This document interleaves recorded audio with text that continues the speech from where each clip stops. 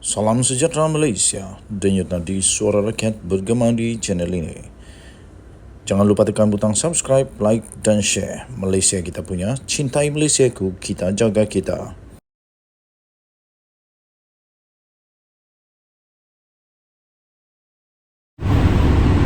Salam sejahtera Malaysia, denyut nadi suara rakyat bergema di channel ini.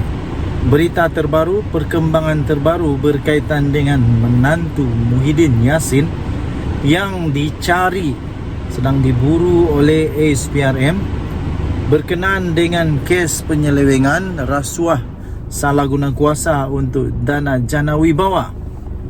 Menantu Muhyiddin dan peguam kini dalam senarai Interpol.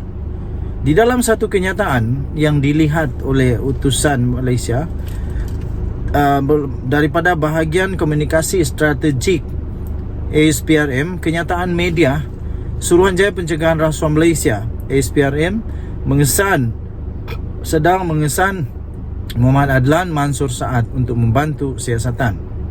Suruhanjaya Pencegahan Rasuah Malaysia ASPRM kini sedang mengesan dua lelaki bagi membantu siasatan untuk isu rasuah dan penyelewengan berhubung projek berkaitan pendaftaran, pengambilan serta penyimpanan biometrik pekerja asing di sebuah kementerian.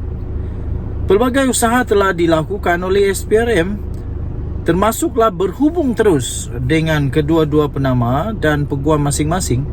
Namun, mereka masih gagal menghadirkan diri ke pejabat SPRM.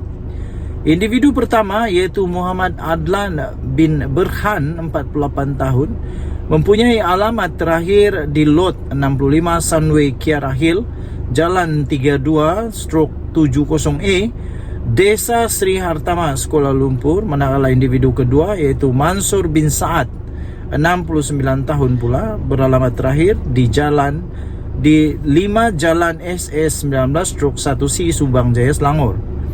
Hasil semakan daripada ASPRM dengan Jabatan Immigration Malaysia didapati bahawa kedua-dua penama berkenaan telah pun meninggalkan Malaysia dengan masing-masing pada 17 Mei dan 21 Mei serta tiada rekod kemasukan kembali ke negara ini.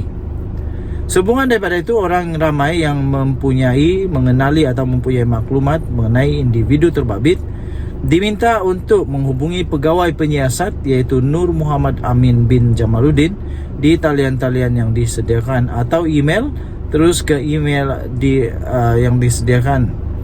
Suruhanjaya Pencegahan Rasuah Malaysia Putrajaya mengeluarkan kenyataan ini pada 7 Ogos.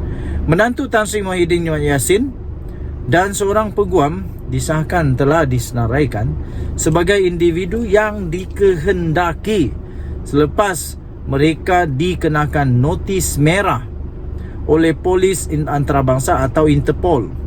Mengesahkan perkara itu kepada utusan Malaysia, Ketua Polis Negara Tan Sri Razaruddin Hussein berkata, tindakan mengenakan notis merah itu dibuat selepas kedua-duanya didapati belum pun pulang bagi membantu siasatan Suruhanjaya Pencegahan Rasuah Malaysia SPRM. Kata beliau, ya sudah, tindakan notis merah dikenakan terhadap mereka. Saya fikir Muhyiddin boleh memujuk menantunya ini untuk balik. Takkanlah tak mau balik. Kecuali lah kalau satu family diorang telah meninggalkan Malaysia bersama-sama. Tapi kalau hanya suaminya, mana kata anak Muhyiddin masih lagi tinggal di Malaysia, takkan dia nak biarkan tinggalkan begitu sahaja pula. Jadi disahkan bahawa menantu Muhyiddin ini dan juga seorang peguam ini telah dikenakan notis merah atau red notice oleh Interpol. Kita harap SPRM dapat menangkap mereka dan supaya dapat dibuat siasatan menyeluruh. Dengan nadi suara rakyat bergema di channel ini. Bye-bye. Salam sejahtera Malaysia. Daripada sahbudin.com.net, pengundi 3 PRK boleh berperanan untuk tutup terus cerita-cerita tukar kerajaan. 24 Ogos 2023, sahbudin.com.net. cerita dan cita-cita pembangkang untuk menjatuhkan kerajaan sepertinya masih lagi bagai sebuah hikayat yang belum ada titik penamat. Pantang ada kesempatan dan terbuka peluang, itulah yang sentiasa ingin mereka lakukan. Meskipun pada PRN sudah berakhir dan mereka terbukti gagal untuk menjadikan keputusan pilihan rakyat itu sebagai pemangkin untuk menjatuhkan kerajaan, 3 PRK yang menyusul ini pula nampaknya coba digunakan untuk maksud yang sama. 3 PRK berkenaan adalah Dipulai, Simpang Jeram, dan Pelanggai. Melihat bagaimana mereka bercakap untuk menghadapi PRK itu, khususnya Pulai dan Simpang Jeram, yang hari penamaan calonnya adalah pada Sabtu ini, 26 Agustus ini, PN dilihat tetap mau menjadikannya sebagai isyarat penolakan rakyat terhadap kerajaan dan Anwar Ibrahim selaku Perdana Menteri. Dalam beberapa video ceramah untuk PRK itu yang tersebar di media sosial, PN dengan jelas sudah mula membakar perasaan mengundi di membakar perasaan pengundi di kedua-dua PRK itu untuk tidak mengundi parti yang mewakili kerajaan. Mesejnya, walaupun diketahui keputusannya nanti tidak mampu mengubah kerajaan, tidak lain tidak bukan ialah kononnya sebagai isyarat supaya kerajaan sendiri ditolak oleh rakyat. Untuk apa isyarat itu mau ditunjukkan? Pelik. Kalau ikut logik, setelah PRN 6 negeri berakhir yang memperlihatkan nampaknya kedudukan Anwar tidak tergugat hasil daripada keputusannya, mereka sepatutnya berlapang dada dan menunggu untuk PRN 16 akan datang saja jika ingin bercakap semula tentang hasrat menukar kerajaan.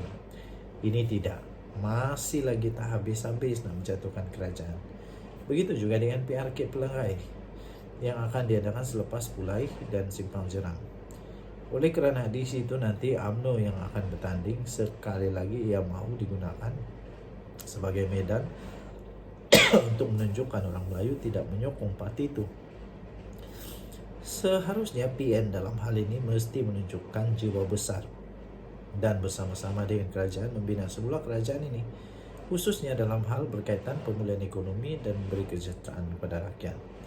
PRK yang diadakan hanyalah sekadar untuk mengisi kedudukan wakil rakyat yang kosong berikutan berlakunya kematian penyandang sebelumnya. Ia tidak lebih daripada itu. Pun begitu, untuk menutup cerita-cerita menukar kerajaan ini daripada terus dimainkan dan PN terus gairah untuk menebuk atap sekali lagi, pengundi di 3 PRK yang bakal tiba boleh memainkan peranan mereka. Caranya ialah dengan memastikan parti yang mewakili kerajaan terus diberi kemenangan, sebagaimana keputusan yang dicapai sebelum ini. Hanya dengan cara itu saja yang boleh membuatkan mereka sedar tidak lagi bercakap soal untuk menukar kerajaan dengan gairahnya. Ayuh pengundi Pulai, Simpang Jeram dan Pelanggai, buktikanlah bahawa membina masa depan negara bersama kerajaan yang sedia ada adalah pilihan sebenar yang diingini berbanding memenuhi cita-cita ahli politik yang sentiasa memaruk terhadap kuasa. Ditulis oleh Sabudin Hussein, 24 Ogos 2023. Bye-bye.